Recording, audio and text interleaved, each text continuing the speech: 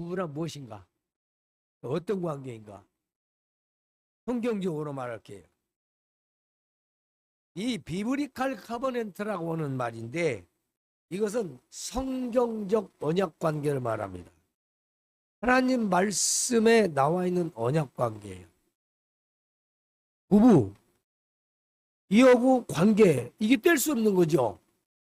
그래서 이 부부 관계는 언약적 관계인데 하나님께서 아담을 창조하시고 갈빗뼈를 취해 하와를 만드셨습니다. 둘이 한 몸을 이루라고 했습니다. 그래서 둘은 연합하여 하나가 되었습니다.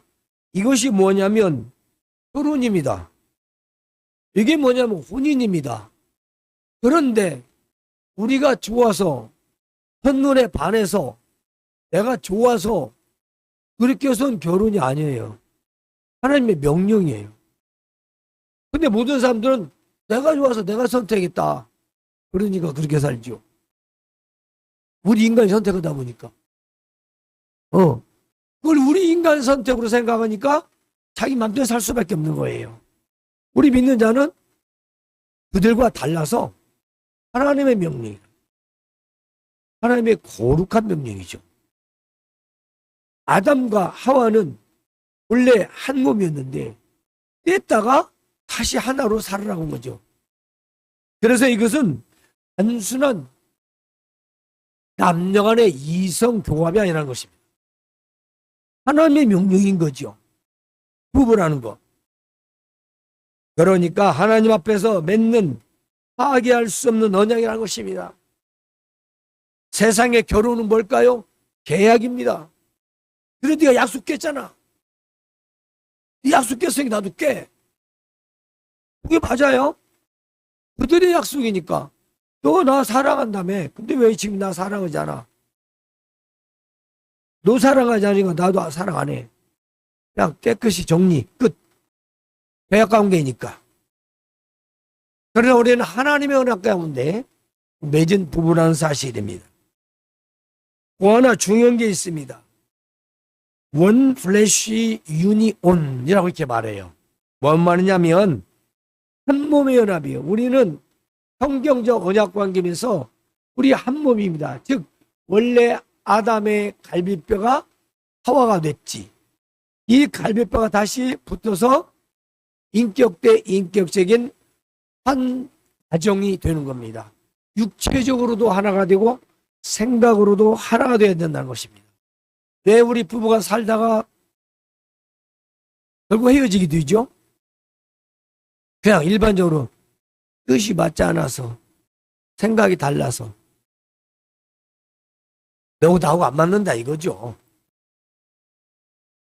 왜 안 맞아요? 안 맞는 게 이상하잖아요. 맞아야 되는데 왜 그럴까요? 우리 인간이라죠. 사람이래. 사람 대 사람이기 때문에 맞는 거죠. 그래서 남자도 반쪽, 여자도 반쪽. 우리 반쪽과 반쪽이 하나가 돼야만이 그 가정은 하나가 되는 거죠. 내가 하나야. 나는 너도 하나야. 각자 개개인이 자기를 주장하기 때문에 하나가 될 수 없는 겁니다. 예수 믿는 사람들은 그러면 안 돼요. 세상 사람은 그러거나 말거나 우리가 뭐라 할 수 없지만 우리는 반쪽짜리입니다. 남자가 반쪽이 없고 여자는 반쪽으로 만들어져 있고 그래서 우리 하나가 되고 하나의 공동체가 된 것이죠. 여러분 이것은 부부가 영적 육적 완전한 결합을 말합니다. 근거는 창세기 2장 24절에 나와 있죠. 우리 한 몸이 이룰지라. 하나님의 명령입니다. 내가 왜 이 말씀을 자꾸 전하냐면 기본적인 것을 생각하지 않으니까 다투고 싸우는 거예요. 각자 자기를 주장하다 보니까 싸울 수밖에 없어요. 네가 잘난 건 뭐고 내가 잘난 건 뭔데? 그렇잖아요.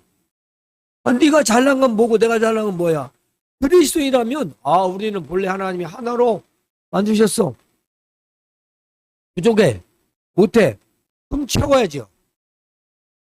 누군가. 맞지 않겠나요? 그래 서양 사람들은 이론상으로 알지만 근거는 없습니다. 우리는 하나님 말씀이죠. 하나님이 허락하시고 명령하시고 세우신 것이고 그리고 이루게 하신 가정 바로 그것은 부부를 통해서 이루어지는 것입니다. 따라서 이 부부는 성경적 언약관계요 혼인을 맺은 한 몸의 연합체라고 말할 수 있다는 것입니다. 한 몸의 연합체. 물론 신약성경에서는 신비적인 그런 관계로 말하기도 합니다.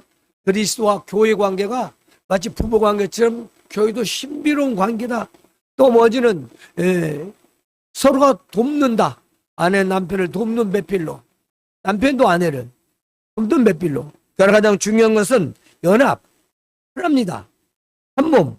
바로 그것이 성경적 언약에서 가장 중요한 부분이라고 할 수 있죠. 그러므로 이 연합체에 된 부부를 통해서 가정이 이루어지고 그리고 부모와 자녀의 관계를 이루게 되는 거죠. 그렇지 않습니까?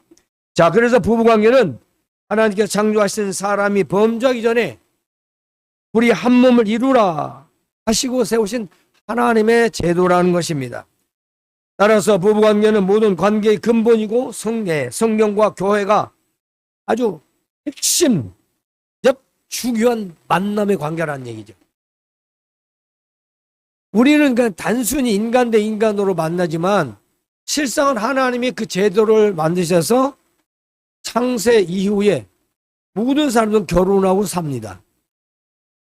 그래서 하나님을 아는 자들, 예수 그리스도를 믿는 자들은 믿음으로 말미암아 가정이 이루어진다는 걸 알지만 믿지 않는 자들은 전혀 인정도 하지도 않고 생각하지도 않지요.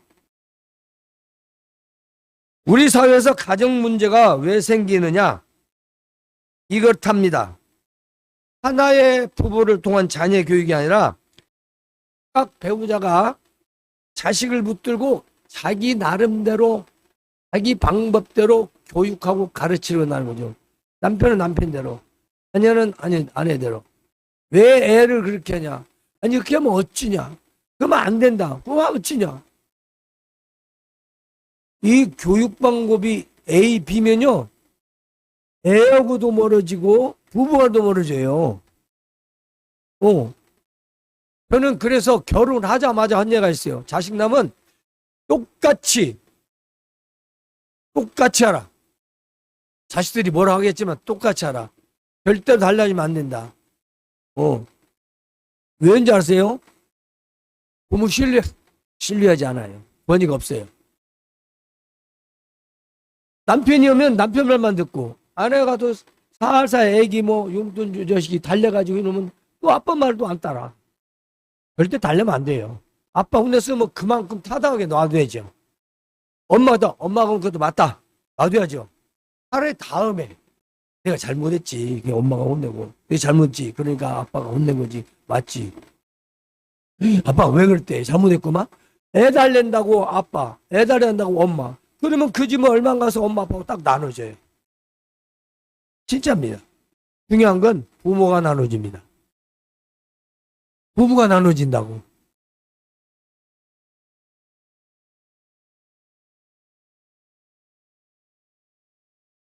그리고 부부와 부모는 뗄 수 없는 관계가 되는 거죠. 따라서 언제나 가정교육은 부부관계를 올바르게 하는 것이 가장 먼저 하는 것입니다. 부부가 먼저 올바르게 해요. 자녀들 아무리 얘기해봤자 안 돼요. 저도 인간이라 실수를 많이 합니다만 이제 오늘 장로님 가셨어요. 어제 새벽에 조금 전 도착했다고 연락 왔더라고. 23시간 걸려서 갔어. 없는 분 얘기하기는 그런데 자녀들이 신앙생활하지 않으니까 말을 못하겠대요. 부끄러워서 창피해서 자식들한테 자기 책임이 크다고. 아내가 미국으로 가자고 해서 갔는데 가서 보니까 완전 사막. 어떻게 살 수 없어서 일주일에 $86인가 한 달에 그걸 벌었대요. $86면 얼마야? 한 주간에 한 달 86만 원인가 90만 원인가 벌어서 한 달에 살았대요. 아내는 아내대로 스트레스 받고 막 싸우고 매. 그럼 아내는 장로가 돼가지고 왜 그러냐면 장로 마누라가 돼가지고 왜 그러냐면 애들이 다 그만 보다 보니까 거기라고 머리를 흔들어 봤더니 왜 가냐. 자기가 지금 말을 못하는데 장로님 말을 하셔야죠. 내가 너 잘못했다. 그때 너무 살기 힘들어서 장로가 돼가지고 미안하다 할 말 없다. 근데 어찌냐 그래도 믿어야지. 권하시오. 내가 권맥 한참 했어요. 장로님 자식들이 이렇게 잘 살면 뭐합니까? 신앙생활도 왔는데 지옥 가도 괜찮습니까? 그 하십시오.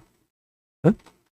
예, 뭐 일도 안 하시니까 제가 왜 그렇겠어요? 나보다 아이는 이제 2-3살 더 먹었는데 그러면 절대 안 됩니다. 자식들 잘 살아도 신앙생활 꼭 하게 하십시오. 그게 끄덕끄덕 이제 갔으니까 어쩔랑가는 모르겠습니다만 요즘에 신앙생활한 청년들이 신혼부부들에게 어른들이 부모를 잘 공경하라고 자주 찾아뵈라. 생전에 있는 효도를 다하라고 하면 뭐 지금이 조선시대입니까? 무슨 뭐 유고교대냐? 유교시대냐? 뭐 꼰대냐? 하는 말을 한답니다. 우리나라 조선시대 결혼하면 여러분 잘 알죠? 시댁에서 사는 건 기본입니다. 안 그래요? 신랑 신부 시부모에게 아침마다 저녁마다 문안 인사해야 됩니다. 그 살던 시골에서도 그런 집 있었어요. 근데 명절 때 뭐 부모 생신과 뜻법날에 좀 찾아뵈라 하면 무슨 시대냐고 유교냐고 하면 어디서 사는 사람이에요? 말도 안 되는 얘기죠. 쥐가 조선시대 살아봤어? 너무 요즘 젊은 사람들이 세상을 따라가요. 현대적으로 살아가는 건 어쩔 수 없지만 우리 마음은 그러면 안 됩니다. 성경은 너를 낳은 내 부모를 공경하라 했지 네 부모가 어떤 상황이든 하지 마라 하라 말한 경우는 없습니다. 자식이 어떤 경우를 예외하는 경우가 없습니다. 사실 무조건 공경이지요. 그런데 오늘 현대인들의 부부와 부모 관계는 예전과 비교할 수 없을 만큼 없을 정도가 되었습니다. 이전에는 싫어도 공경을 했습니다. 효도를 했지요. 근데 지금은 싫다, 못하겠다, 왜 하냐 이런 젊은 부부들이 상당히 늘어나고 있답니다. 즉 시댁과 며느리 관계인 거지요. 처가와 사위관계는 그래도 좀 덜 그러는 것 같다고 그래요. 뭐 장모고 뭐 사위오는 근데 뭐 또 시부모하고 며느리하고는 조금 여전히 지금도 갈등이 있답니다. 그래서 이 부부와 부모의 주요 갈등에서 원인을 조사를 했는데 그 탑3 안에 들어가는 게 뭐냐면 1위 육아 및 가치관이 돼요. 두 번째는 사생활 간섭, 세 번째 차별적 은행. 이 세 가지가 탑3인데 이게 이제 애를 모유를 먹여라, 뭐 수유를 해라, 우유 수유해라, 뭐 이유식 해라, 훈육 방식이 뭐 이렇다 저렇다 등 이게 아이를 키우는 육아 철학이 다르다는 거지요. 그렇죠. 부모 세대하고 지금 젊은 세대하고는 다르겠지요. 어른들이 막 생각해서 애를 그렇게 키우면 쓰니 못 쓰냐면 쳐다보도 않는다는 거예요. 내 새끼 내가 알아서 키울 텐데 이게 왜 지 새끼요? 하나님 새끼지. 에? 어디 부모 없이 얘기 새끼가 나와? 기분이 잘못된 거예요. 그래서 육아 및 가치관 때문에 간격이 벌어지고 커지고 있고, 두 번째는 사생활 간섭이라고 하는 건데 연락 없이 찾아오고 또 SNS로 뭐라는가 모니터링 하는데요. 지나치게 안부 전화가 많다. 이게 다 며느리의 불만이라는 거지, 쉽게 해서. 또 하나는 명절이나 일하는 게 예를 들어서 명절 때 며느리는 죽으라고 일하고, 그렇죠? 딸은 놀고 앉았고, 내가 봐도 그건 차별인 것 같아요. 그리고 친정과 시댁을 대하는 태도가 다르다. 아내나 남편이 그러면 안 됩니다. 뒤에서 말씀드릴게요. 자, 이런 갈등의 해결 핵심은 뭐냐면 가운데 내가 얘기하는 게 아니라 고사를 했는데 그래요. 중간 남편이죠, 남편. 부부간의 갈등은 남편이랍니다. 그래서 내 부모님은 내가 챙긴다 하는 뭐 효도는 각자 셀프로라는 그 이름 아래 자기 방법대로 친정어다는 이렇게 내 집은 내가 이렇게 서로가 각자 하다 보니까 이제 어떻게 됩니까? 부부간의 갈등이 오히려 더 커지게 되는 요인이라고 합니다. 그래서 이제는 각자 셀프라고 하는 이 효도, 시댁과는 적당한 거리를 유지하고 명절이나 경조사 같은 것은 필수적인 의례에만 그냥 간단하게 인사치레만 하는 걸로 지금 그렇게 돌아가고 있대요. 흐름이라는 겁니다. 추세라는 거예요. 그래서 시어머니들은 화병이 증가했답니다. 그래서 시어머니들이 며느리 눈치 보는 세상이 되었다고 해요. 여러분들은 안 그러겠지만. 그래서 눈치 보면서 외면당하고 어떻게 말을 못하고 자식 때문에 그래가지고 병원 찾는 사람들이 많아졌대요. 그래서 이런 말 나온답니다. 며느리가 무섭다. 이런 말 나왔답니다. 자, 이것이 지금 현실 부부의 부모의 관계고 조사에 의하면 대략적 얘기예요. 그렇다면 세상이 그렇다고 우리도 따라가야 합니까? 믿는 자들이. 에? 그래요? 중요한 것은 우리는 세상의 흐름과 풍속이 아닌 기준이 분명히 있다는 것을 알아야 됩니다. 갈라디아서 6장 6절에 사람이 무엇을 심든지 그대로 거둔다라고 말했습니다. 여러분이 어떻게 심든지 시댁에다 심든 친정에다 심든 남편이 처갓집이다 하든 어떻게 하든 무슨 일 하든 부부가 어떻게 하든 각자 개인이 하던 건 그대로 거두게 된다는 것입니다. 우리 인생도 마찬가지지만 심은 대로 거두는 것. 꼭 씨앗만 말하는 게 아니죠. 비유지요. 그치요? 콩 심은데 콩 나오고 팥 심은데 팥 심은데 아닌 게 나겠습니까? 내가 남편에게 어떻게 하냐에 따라서, 내가 아내에게 어떻게 하냐에 따라서, 내가 시댁이 어떻게 하냐, 내가 친정이 어떻게 하냐, 이게 다 그대로 거두는 거 너무 당연한 거 아닌가요?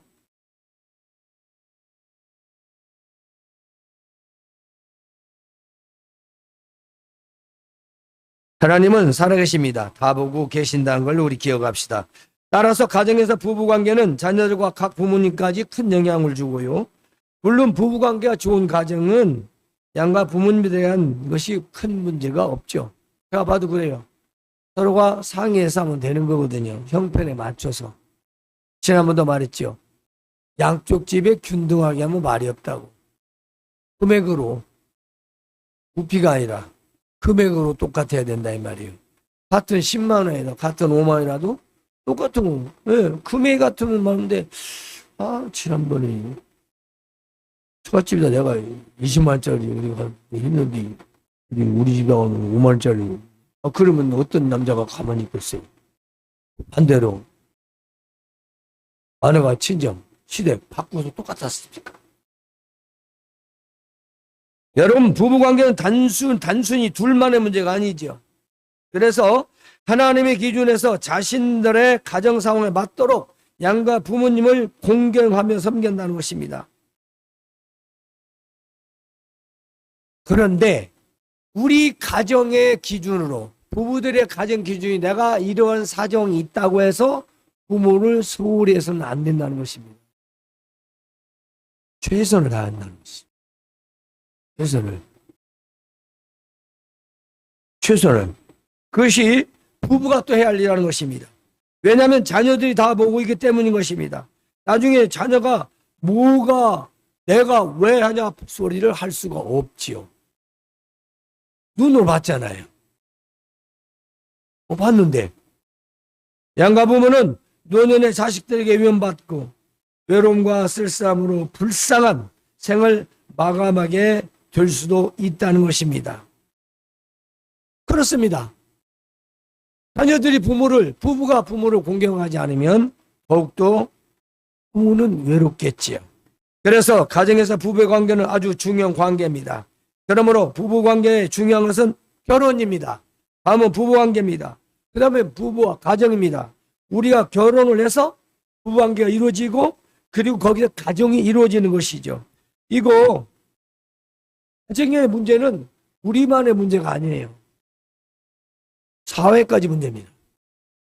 국가적인 문제까지 하는 거예요.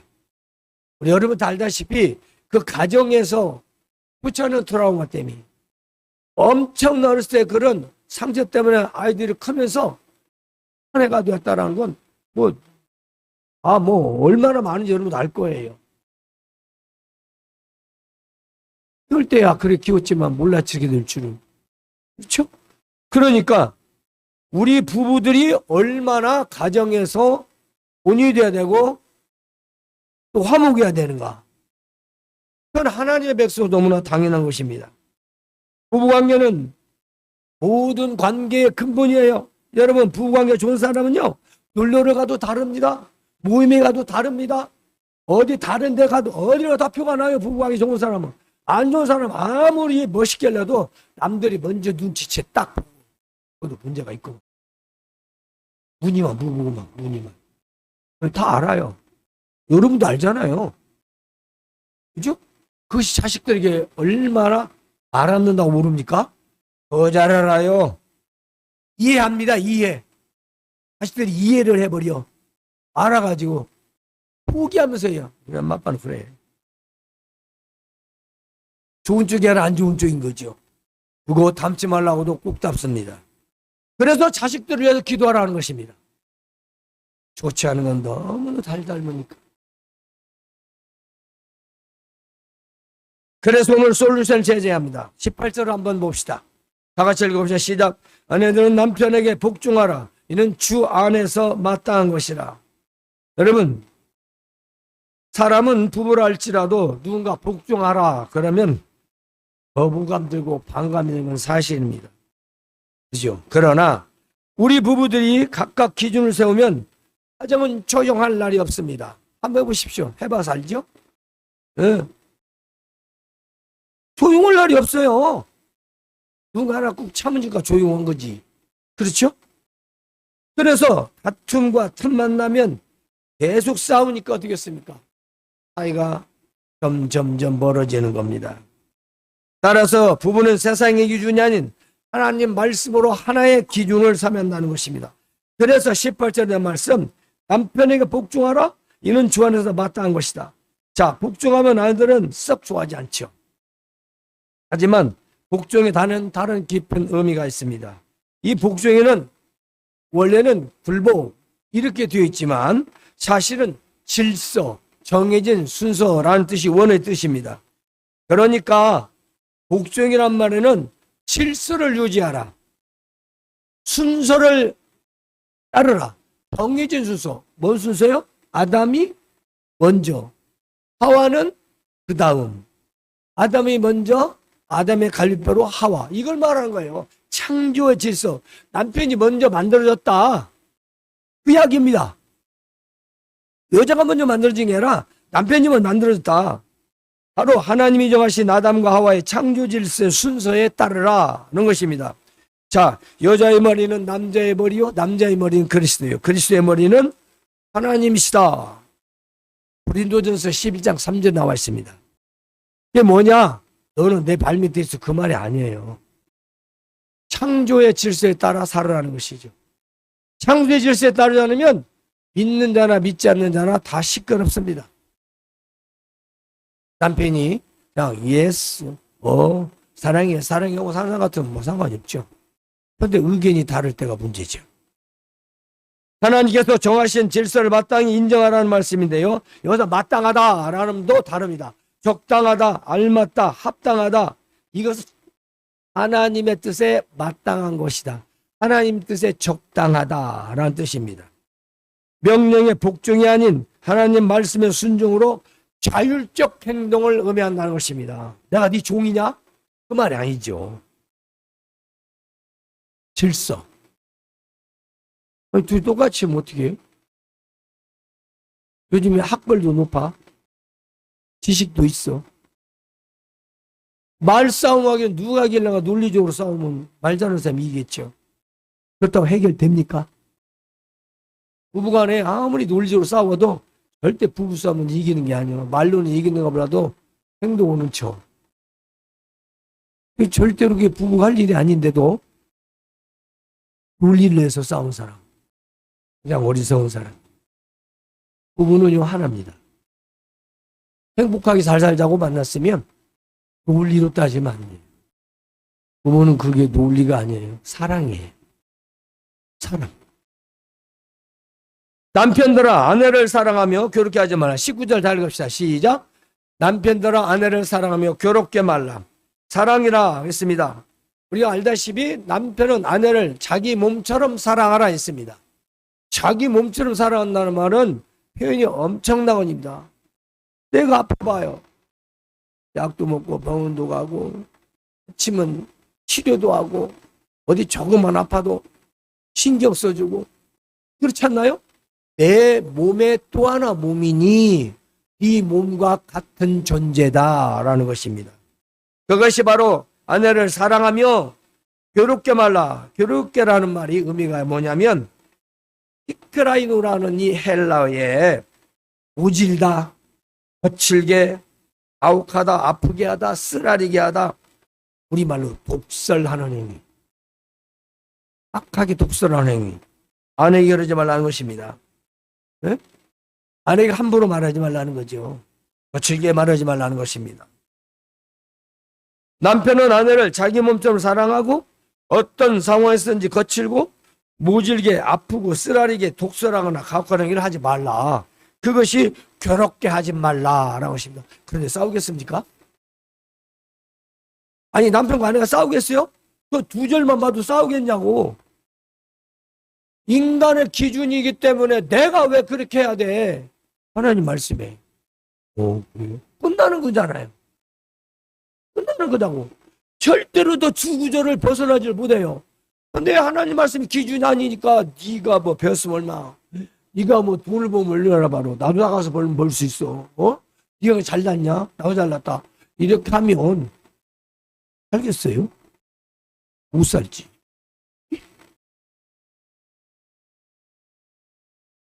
20절 21절을 읽읍시다. 시작. 자녀들아 모든 일에 부모에게 순종하라. 이는 주 안에서 기쁘게 하는 것이니라. 아비들아 너희 자녀를 노엽게 하지 말지니 낙심할까 함이라. 아멘. 자, 여기서 세 가지가 자녀들 때문에 이 구절을 읽은 거예요. 어린이 주일도 지나갔고 부모 어버이 주일도 지나갔습니다. 어린이 어버이 다. 그런데 자, 남편과 아내인데 가운데 끼어 있는 게 자녀거든요. 그 자녀를 주로 남편이 많이 훈계도 하고 훈육도 하죠. 물론 엄마가 하는 것도 많이 있지만, 여기에서 아비들아 가라 부모들아 라는 말입니다. 과거에는 가부장적인 그런 또 시대였기 때문에, 지금은 현대적으로 엄마 아빠 같이 교육시키잖아요. 부모가 자녀를 노엽게 하지 마라. 노엽게 하지 말라는 게 뭔 말이냐면 에레디조라고 하는 단어인데 성가시게, 자극하다, 그리고 화나게 하다, 격분하게 하다. 한마디로 말해서 고의성, 화풀이, 분노. 아이에게 그냥 남편 배기 싫으니까 엉덩이 때리고, 또 아내 배기 싫으니까 뭐상하는 발로 걷어 차고, 뭐 이런 가정도 있어요. 화풀이. 그리고 아이에게 절대로 화풀이면 안 된다는 것입니다. 그 남편이든 아내든. 여러분 좀 더 키워봐요. 한 대 때리려면 세 대 때리고 싶은 때가 있어요. 누구 보기 싫어서 상대방 있는 데서도 막 볼기를 때리고, 옛날엔 그랬어.